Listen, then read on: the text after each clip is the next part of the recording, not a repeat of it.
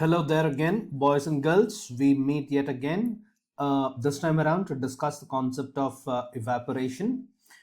Evaporation is a very common and a natural phenomena, and this actually plays a very crucial role in multiple aspects of our daily lives.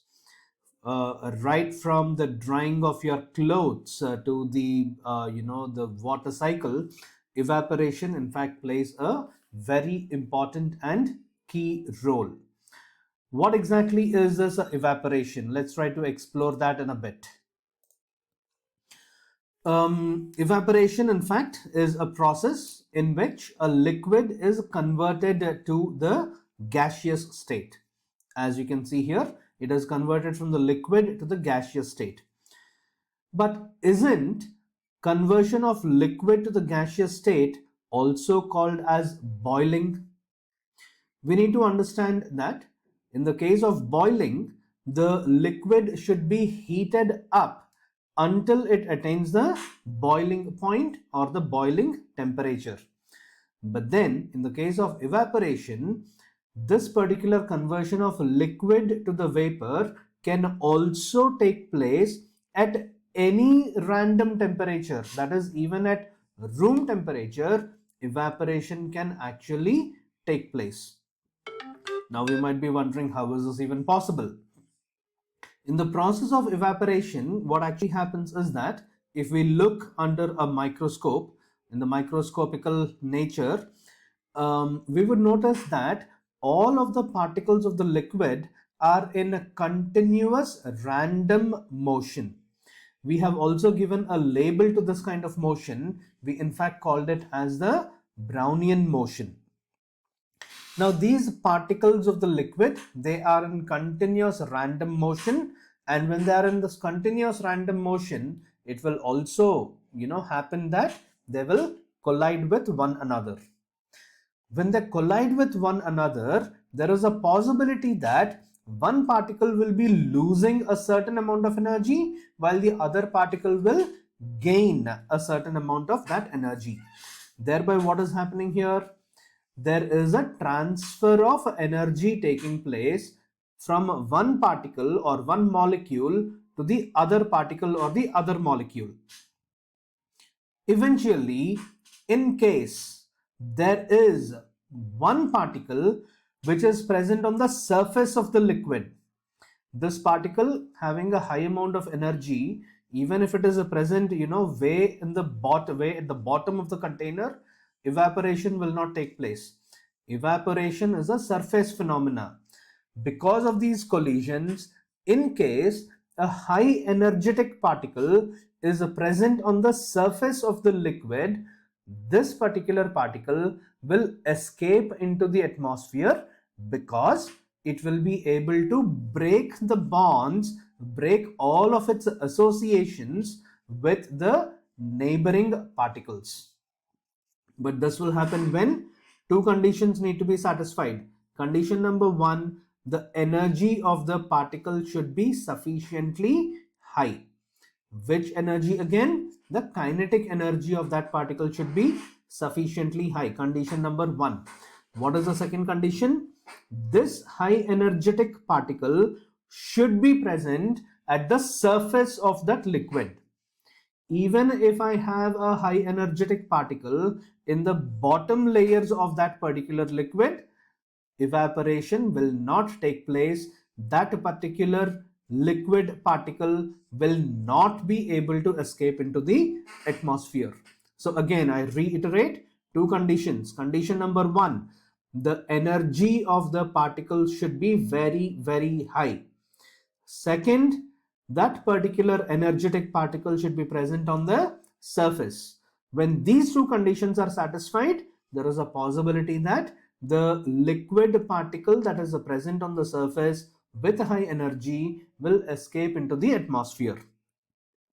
And if this takes place continuously, what's happening here is that the higher energy particles from the surface are escaping into the atmosphere, leaving behind lesser energy particles. Didn't we already study that temperature is the measure of average random kinetic energy of the particles of the substance? So in the case of evaporation, what is happening? The higher energy particles present on the surface are escaping into the atmosphere, indicating that they are leaving behind the lesser energy particles. Therefore, the temperature of the remainder of the liquid will go down. That is, because of the process of evaporation, the liquid would in fact cool down. This is in fact the exact thing that we observe when we put water in an earthen pot. The moment you put water in an earthen pot, over a period of time, the water that is present inside the earthen pot would actually reduce in temperature, while water actually oozes out of the pores of the earthen pot. This is the natural way of cooling water. Right, now some of the differences between evaporation and boiling. What is happening here again? Evaporation is it can take place at any random temperature, while boiling will take place only at a specific temperature, and we call that as a boiling point. Evaporation is a surface phenomena. It takes place only from the surface. How about boiling? It takes place throughout the volume of the liquid. Evaporation, what is it going to do? It will in fact cause a cooling effect. How about boiling? No such cooling effect will take place. The entire liquid will continue to remain extremely hot. Right? Some of the major differences between evaporation and boiling. Now, as always again, MYP students, criteria B, various factors affecting the rate of evaporation. What are the factors here? The temperature of what? Temperature of both the liquid as well as the surroundings. Higher the temperature of the liquid, it will lead to a faster rate of evaporation. As we just discussed, evaporation is a phenomena. It is a process in which higher energy particles present on the surface will escape into the atmosphere. When the temperature of the liquid is already high, it means we are already talking about high energy particles. The energy of the particles is already high, and in case they are present on the surface, will escape into the atmosphere. Therefore, higher temperature of the liquid will increase the rate of evaporation. Not only that, if the surface area in which that particular liquid is present, the container, the surface area of the container, if it is larger, if the surface area is larger, it means that there is a possibility for a higher number of particles to be present on the surface. I hope you understood this point. If there is, let me in fact show it to you here. Let me draw something for you all. Let me consider this container versus a container here. Now the temperature of the liquid present in both of these containers might be the same. If you notice, in this particular scenario, there will be fewer number of particles present on the surface, while in this particular container, the number of particles that could be present on the surface will be on the higher side. When the number of particles present on the surface is on the higher side, automatically there is a higher number of particles that will also escape into the atmosphere. Again, the condition is that their energy should be on the higher side. Therefore, higher the surface area, higher will be the rate of evaporation. Higher will be the temperature of the liquid, higher will be the rate of evaporation. Now let's look at humidity. Imagine a scenario where this particular liquid particle is trying to escape into the atmosphere. But then the atmosphere is already extremely humid. That is, there are already enough water vapor molecules present in the atmosphere.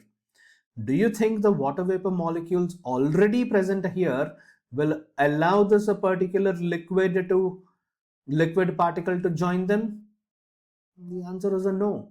There is already sufficiently high concentration of water vapor, so this particular liquid particle, even if it has a higher amount of energy, even if it is present on the surface, might be facing a difficulty in getting evaporated. Therefore, if the humidity is higher, the rate of evaporation will be lower. What about the wind speed? Now, as I just mentioned, suppose there are already sufficient water vapor molecules present here. If there is, if there is a steady wind blowing across this region, there is a steady wind blowing across this region, am I allowed to say this wind will be able to carry away these water vapor molecules away from the surface of this particular liquid? Imagine now, the water vapor molecules are being carried away by the wind. Therefore, this particular particle will now have a chance to escape into the atmosphere, indicating what? In case there is a higher wind speed, the rate of evaporation also will be higher. Therefore, we are looking at 4 different factors here. What is the first? Higher the temperature of the liquid, higher will be the rate of evaporation. Second, higher the surface area, higher will be the rate of evaporation. Third, higher the humidity, lesser will be the rate of evaporation. And finally, if there is a wind blowing across, the evaporation rate will be faster.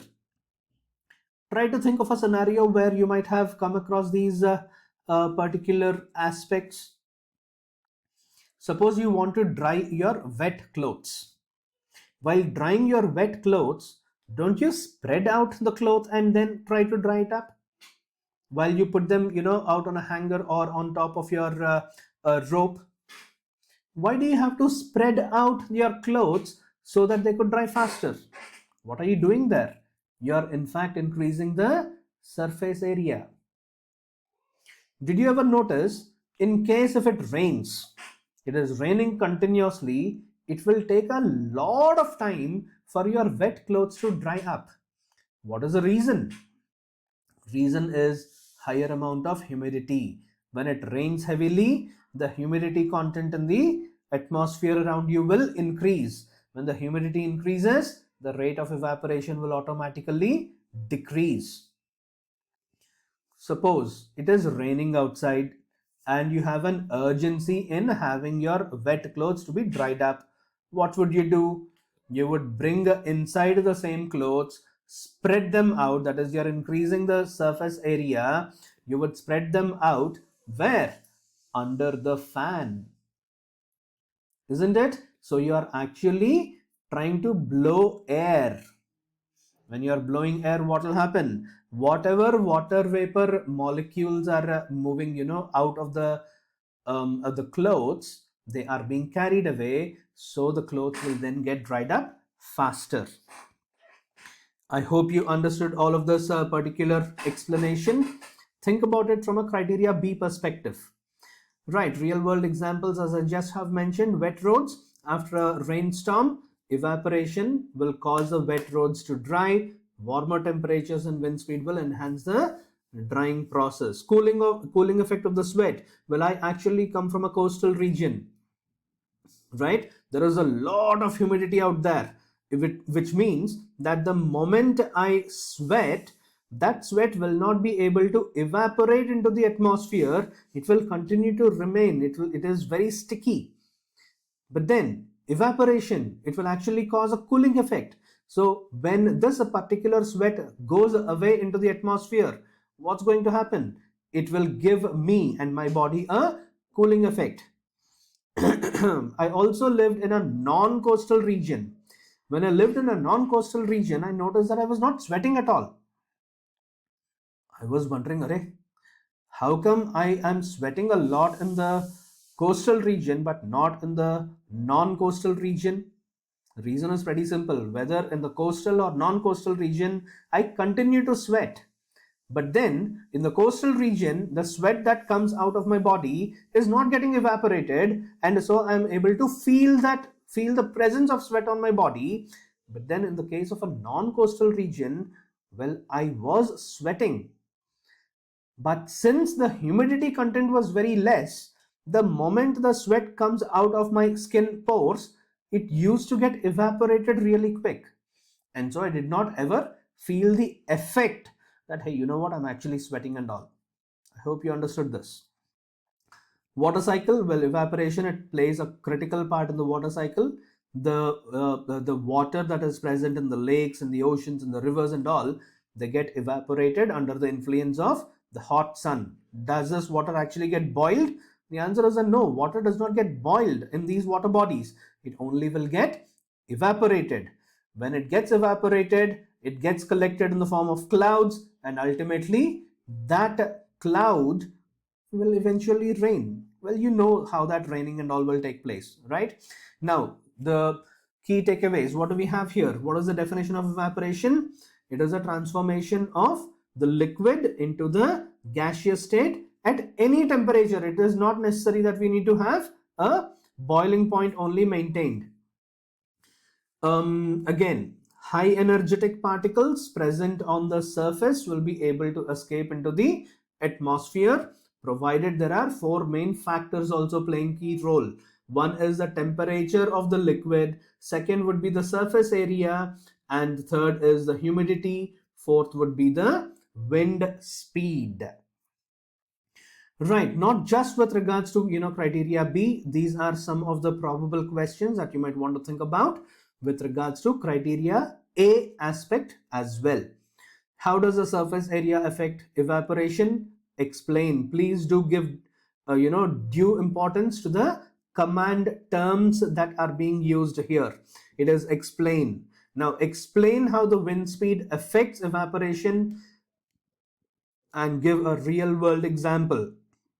What is the relationship between temperature and evaporation? You need to be very specific. Temperature of what? Is it the ambient temperature or is it the temperature of the liquid itself?